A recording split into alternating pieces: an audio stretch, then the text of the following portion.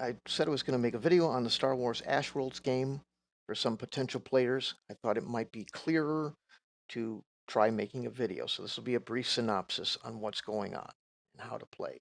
Star Wars Ashworlds is a campaign that is about a section of the Star Wars galaxy and the galactic civil war between the Empire and the Rebellion. The timeline is approximately 1 year prior to the events of the original movie. This isn't about the movies. You may come across some of the movie characters from time to time, or hear of them, but this is predominantly about a section of space that differs from the movies and a group of people that aren't um, the characters of some of the movies.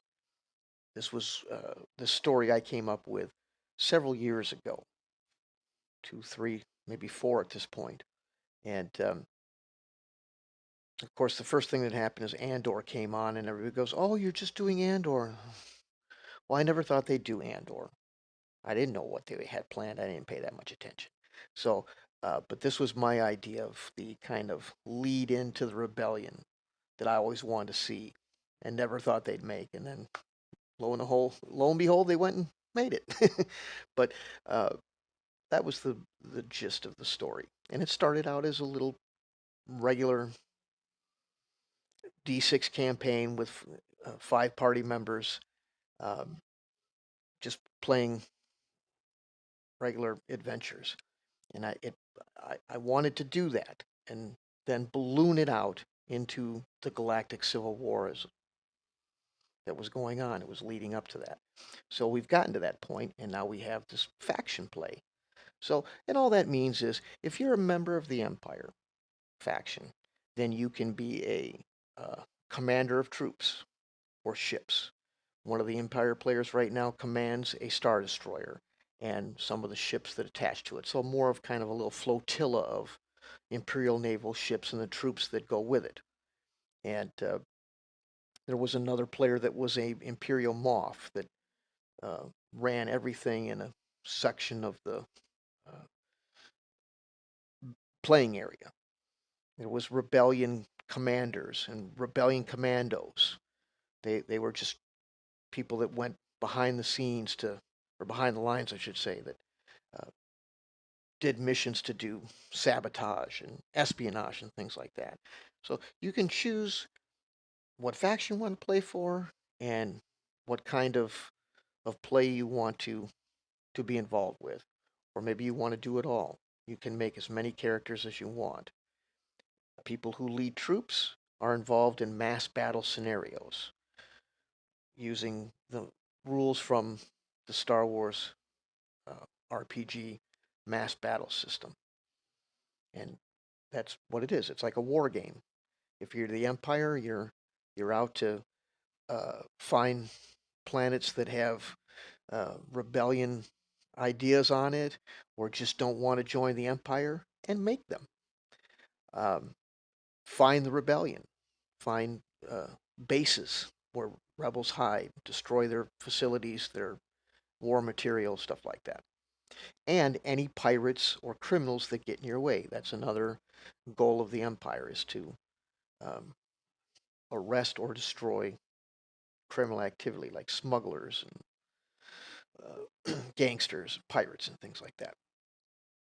If you're the rebellion, uh, you're trying to uh, raise an army. You have an army, but you need a bigger one. You're always trying to find more weaponry, bring neutral parties to your side that will help uh, free the galaxy from Imperial rule. So you're basically trying to do the exact opposite, fight the Empire. If you're the Hutts, all you want is the war to stay away from your territory. The more Imperial presence, the more likely they are to start cracking down on your criminal enterprise. And the rebellion is a nuisance. They tend to steal from you. Sometimes they try to arrest your people, and they bring down the heat. So you just want to try to keep it out of your area. And if you can't keep it out of your area, you want to try to manipulate it to your ends. Maybe making some money off of running guns for the rebellion, or making some money off of selling information to the Imperials that gets rid of the rebellion. So your goals are just to continue to exist and thrive in a criminal underground.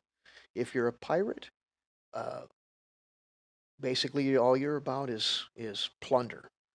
And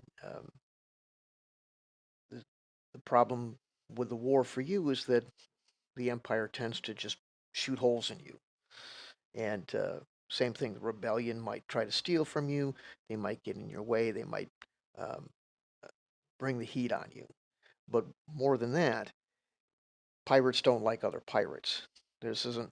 You might run into other factions that are a problem. Same with the Hutts. You might find that Hutt criminal activity isn't to your liking. In some cases, it might be. But as a pirate, you just want to become richer and bigger and grow your clan into some sort of dominant force in the area that you start with.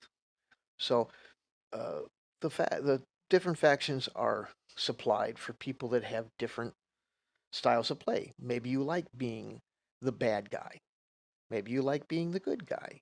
Maybe you're just a murder hobo and you just want to slaughter everything in your path and make money. Pirate. Or maybe you just don't like the idea of being involved in the war, but you like you know, you like the scenes with the cantinas and uh, the huts and the bounty hunters, and you're more of a Book of Boba Fett type of guy than uh, you know, a New Hope guy or something like that, or gal. Pardon me. Didn't want to be sexist, but whoever, what kind of style you want to play. That's why there's four, and then it produces an interesting mix of these different um, missions that can interact with one another. So it kind of gets a Game of Thrones thing in there.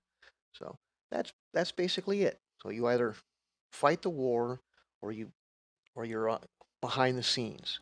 Maybe you're a rebel saboteur. Maybe you're a rebel spy trying to steal plans for battle or technology from the Empire. Maybe you're just um, an assassin that's wiping out Imperial officers that are uh, ruining your trade routes as a Hutt spice smuggler or something like that. So there's all sorts of missions you can involve yourself in and mold yourself around a particular style of play. And uh, you just my job as the GM is to mix that all together so that everybody has interactions with one another. So what we do is we play by post primarily, but if there's a behind this lines type of clandestine mission that can be, at the player's option, run as a RPG session where players uh, make up a character that's involved in that mission. So you don't have to stick to your um, faction for that if you don't want to. Um, as long as you feel that you can be honest and that you won't take information and repurpose it to some sort of advantage in the rest of the game, and that you can play from a different perspective, we can all get together and do the RPG uh, session on a night that works for all of us, and then go back to the overarching faction play where we play by post.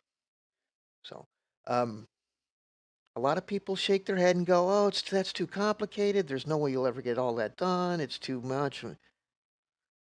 I've heard it all, and if you feel that way, I am no longer inclined to argue. All I can say to you is, if you played, you'd see you'd have fun, and you'd see that it can be done.